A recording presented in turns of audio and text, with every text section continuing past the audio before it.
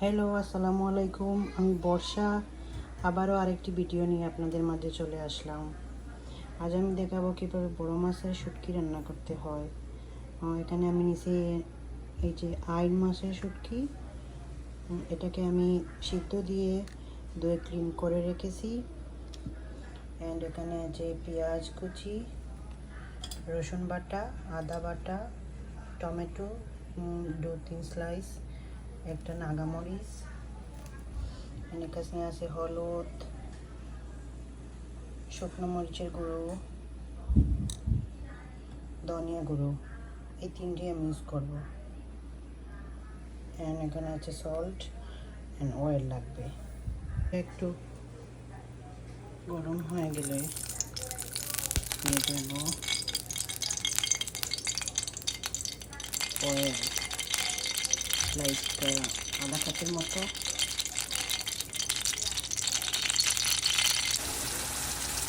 তেলটা গরম হওয়ার পরে দিয়েছিলাম পেঁয়াজ ও একটু লবণ।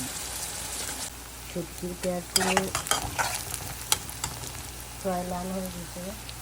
এখন আমি এর মধ্যে রসুন, টমেটো আর রসুন বাটাটা দিয়ে দিলাম।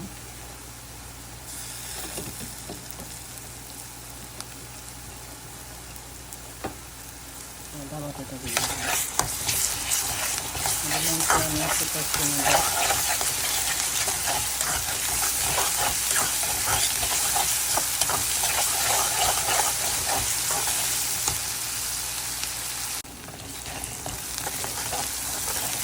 রসুনের আদা দিলাম। কিছুক্ষণ কষানোর পর যখন একটু লাল হয়ে গেছে তখন আমি দিয়ে দেবো টমেটো কুচি,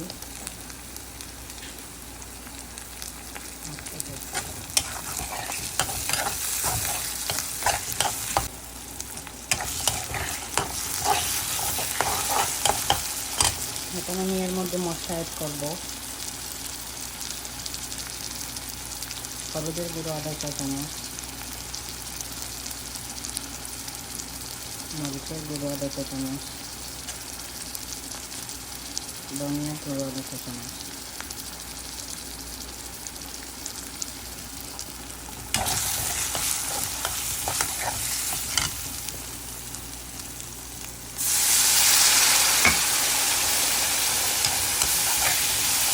এখানে তেলেতে ভালো করে মশলা কষানো হয়ে গেছে।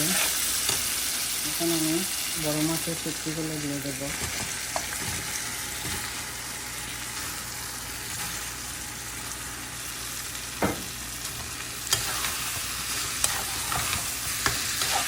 শুটকিগুলো দিয়ে ভালো করে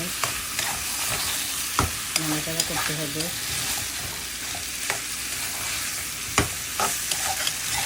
এখন শুটকিগুলো যতক্ষণ পর্যন্ত বোনা বোনা ভাব না আসবে ততক্ষণ পর্যন্ত এভাবে নাড়তে হবে। যেন ওই টেনে দেখবো শুটকিগুলোর কী অবস্থা।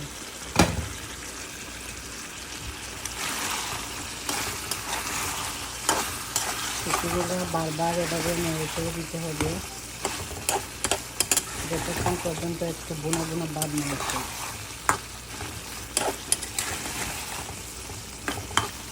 এখন আমি দেখবো শুটকিগুলোর কী অবস্থা। পানি দেওয়ার পরে গোলা কষা করে একবার নেড়ে চেড়ে দিয়েছিলাম। এখন শুটকিগুলো বোনা বোনা হয়ে গেছে। এখন আপনাদের চাইলে এর মধ্যে একটু ধনিয়া পাতা অ্যাড করতে পারবেন একটু লাইট। তো আমার কাছে ফ্রেশ ধনিয়া পাতা ছিল না, সেই জন্য আমি ফ্রোজেন ধনিয়া পাতা একটু অ্যাড করবো।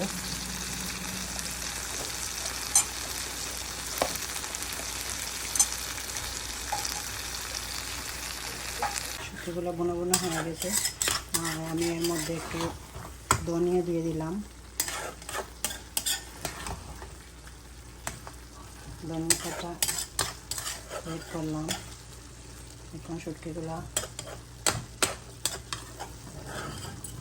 বোনা বোনা হয়ে গেছে। এখন আমি চুলার আঁচটা নিভিয়ে দিব। এই যে শুটকির final look. If you like my video, please do subscribe on my channel and আমার সাথে থাকেন। নতুন নতুন ভিডিও যখন আপলোড করব তখন আপনাদের কাছে লিংক চলে যাবে। যদি ভালো লেগে থাকে তাহলে অবশ্যই লাইক করতে ভুলবেন না। ভালো থাকেন, সুস্থ থাকেন। আসসালামু আলাইকুম।